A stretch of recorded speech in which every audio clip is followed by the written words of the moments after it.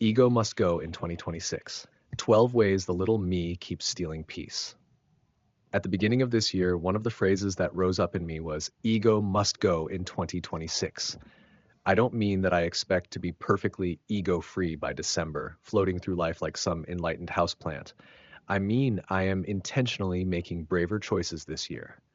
I am pushing my courage. I am choosing to live more authentically instead of routinely. I am trying to notice more quickly when pride, anger, self-righteousness, control, comparison, or the need to be right raises its ugly little head in me, so I can come back to my true identity instead of letting temporary foolishness drive the car.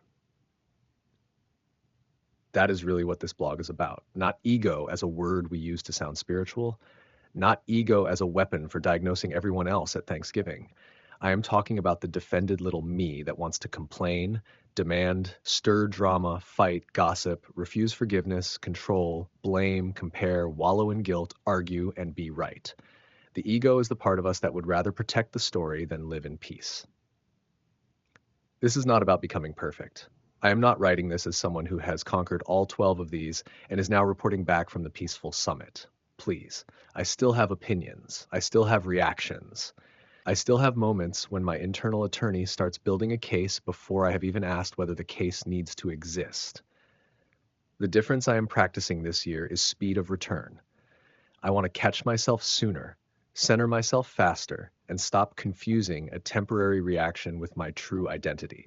That matters because most ego habits do not feel like ego while they are happening. They feel justified. They feel righteous. They feel protective. They feel like discernment, honesty, boundaries, concern, responsibility, or wisdom.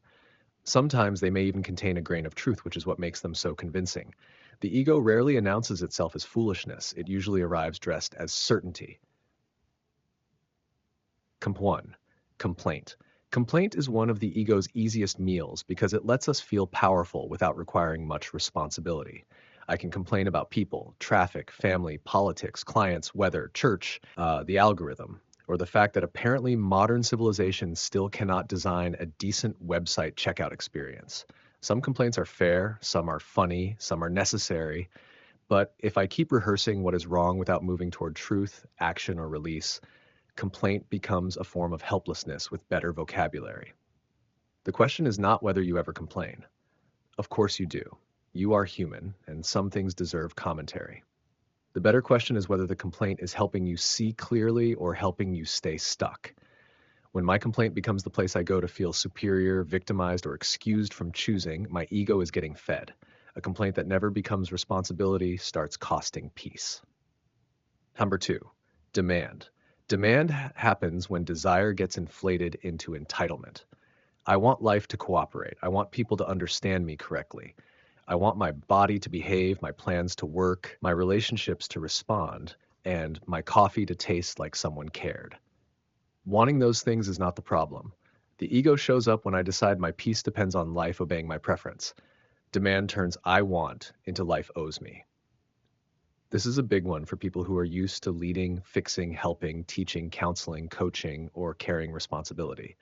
We can become so practiced at seeing what should happen that we start demanding life follow our internal script. Then, when it doesn't, we call our frustration wisdom. Peace grows when I can want something clearly without making my inner state dependent on getting it. Now, number 3, drama. Drama can feel like aliveness when peace feels unfamiliar. Some people do not know what to do with calm. Calm feels suspicious. Calm feels boring. Calm feels like waiting for the other shoe to drop. So the ego starts poking around for a storyline. Who is upset? Who said what? Who needs to be confronted? Who is secretly wrong? Drama gives the ego a stage and calls it meaning. I have compassion for this because many of us learned intensity before we learned peace. If your nervous system was trained in chaos, steadiness can feel strangely unsafe at first. Still, at some point, we have to ask whether we want depth or adrenaline.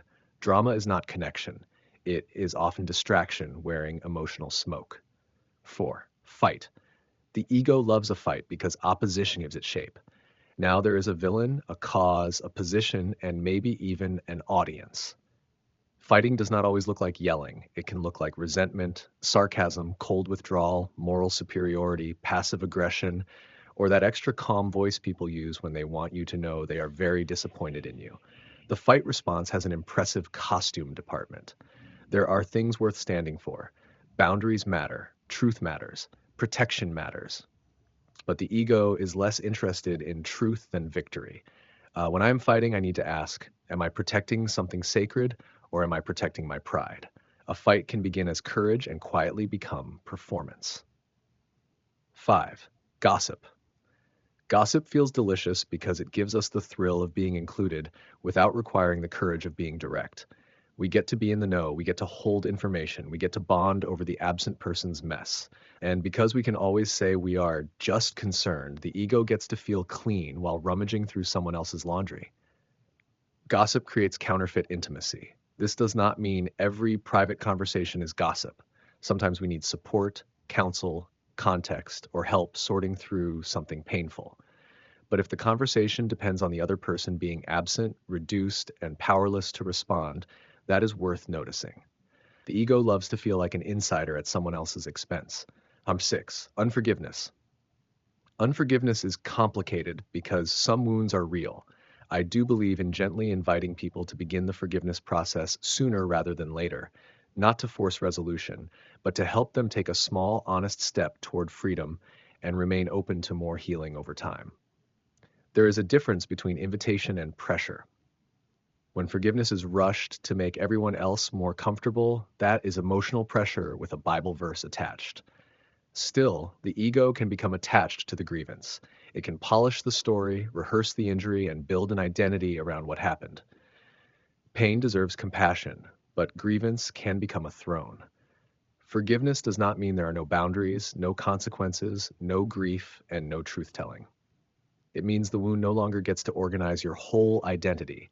This is one of the places where my ego must go theme gets very personal. If I keep needing my old injury to explain who I am, then part of me is still letting the wound name me. Freedom eventually asks whether I am ready to stop being governed by the injury. 7. Control. Control is anxiety dressed in leadership clothes. It tells us life would improve if other people would finally do what we think they should do. We try to control children, partners, clients, employees, outcomes, timing, bodies, money, perception, and sometimes even God, which is ambitious considering how poorly most of us manage our inbox. Control promises peace, but usually produces exhaustion. Healthy leadership is different. Healthy leadership clarifies, supports, asks, chooses, sets boundaries, and tells the truth. Control tries to manage someone else's behavior so we do not have to feel our own fear. When I notice control rising in me, I try to come back to a better question. What actually belongs to me here? Peace returns when I stop trying to manage what was never mine to control. Blame. Blame can be accurate and still incomplete. People really do harm us. Systems fail. Families wound. Some circumstances are unfair. I have spent nearly 3 decades helping people name what happened, so I am not against assessment. But blame becomes ego when it gives me a permanent exemption from responsibility. Blame can explain the wound, but it cannot heal my response. This is one of the hard lines in real growth. I may need to say that hurt me. I may need to say that was wrong. I may need to say that shaped me. Then eventually I also need to ask, what now belongs to me? Personal responsibility is where power starts returning. Comparison is tricky because the ego enjoys both directions. It likes feeling better than people, and it also likes feeling worse than people, because either way, the little me stays at the center. I am ahead, I am behind, I am more spiritual, I am more wounded, I am more successful, I am aging better, I am funnier, which may be objectively true, but still needs supervision. Comparison keeps identity busy, but rarely makes it free. When I compare, I stop asking the more useful question, what is mine to live? Comparison turns life into a scoreboard. Calling turns life into stewardship. The difference matters. Your life is not a ranking system. It is something you are being invited to inhabit honestly. 10. Guilt. Guilt can be helpful when it points toward repair. If I hurt someone, violate my values, ignore something important, or act beneath the person I want to become, guilt can get my attention. But wallowing in guilt is different.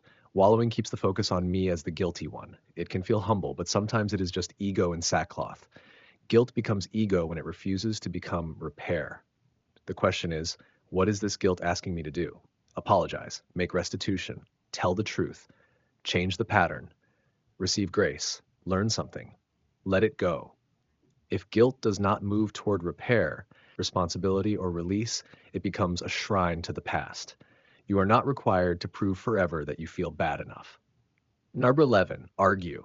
Arguing can look intelligent, especially if you're good with words. You can bring evidence, references, theology, psychology, screenshots, tone analysis, and a closing argument that would make a courtroom uncomfortable. The ego loves this because arguing creates the feeling of movement while often avoiding the vulnerability of understanding. An argument can become more about winning than truth. Some conversations need directness, some disagreements matter, some falsehoods need to be challenged. But when I am arguing, I need to ask what I am actually trying to protect. Am I protecting truth or am I protecting pride? Am I trying to understand or am I trying to dominate? Am I trying to make peace or am I trying to make sure nobody thinks I am wrong? Being overly concerned with what people think about me is ego, and it must go. There is a kind of freedom in allowing someone else to misunderstand you without rushing to manage their opinion. That does not mean you never clarify, never correct, and never defend what matters. It means you do not have to chase every wrong conclusion someone forms about you. You can let people be wrong without losing yourself. Sometimes peace looks like letting someone else have the last word without handing them your identity. Number 12, be right. Being right may be the ego's favorite hobby because it feels so clean. If I am right, then someone else is wrong, and suddenly my little self has a throne. The ego does not merely want truth. It wants superiority. It wants the satisfaction of being correct with witnesses. Being right can become a very polished way of staying small. The better question is not simply, am I right? Sometimes I am, sometimes you are. Sometimes the person I am annoyed with is also making an excellent point, which is rude but possible. The better question is, what am I doing with being right? Am I using truth to serve love, clarity, repair, and freedom? Or am I using truth to protect my image? Truth without humility can still be ego in a nice suit. What ego must go means for me. When I say ego must go in 2026, I am not declaring war on myself. I am not trying to shame myself into sainthood. I am naming a direction. I want less pride running my reactions, less anger pretending to be discernment, less self-righteousness using truth as a weapon, less routine living, more courage, more authenticity, more willingness to come back to who I really am underneath the temporary foolishness. The goal is not perfection by December. The goal is a faster return to truth. The image that has been helping me is an upright pistachio. The nut itself is labeled awareness. That is the real person, the truest self, the part that can notice what is happening without being swallowed by it. The shell opening forward is labeled ego.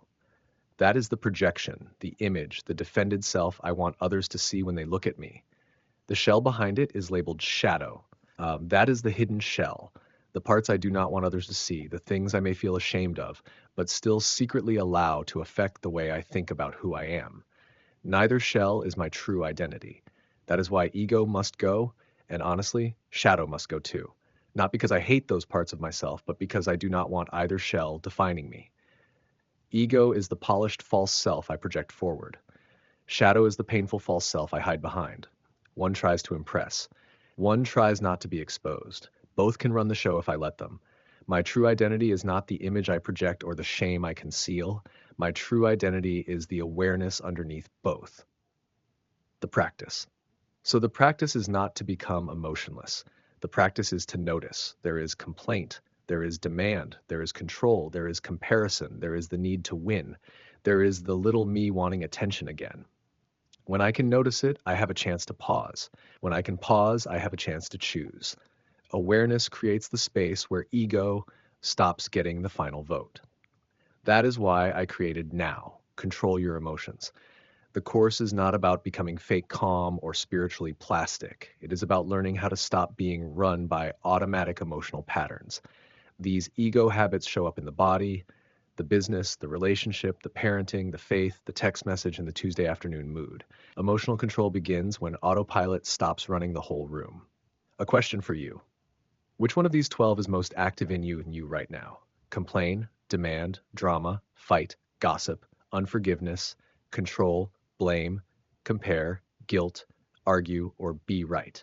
Do not pick the one that sounds most acceptable. Pick the one that is actually costing you peace. The pattern you can name is the pattern you can begin to change. If this stirred something in you, the next step is practice, not self-attack.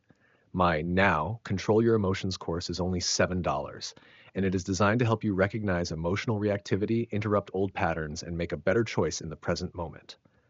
Start here, www.caseycolecorbin.com/now-control-your-emotions. Please open your app to see this link. The concise 12-item ego list that helped organize this reflection came from Don Oakley's teaching. The reflections, applications, and course framing here are my own, gathered from many sources, years of client work, and plenty of my own ongoing growth lessons.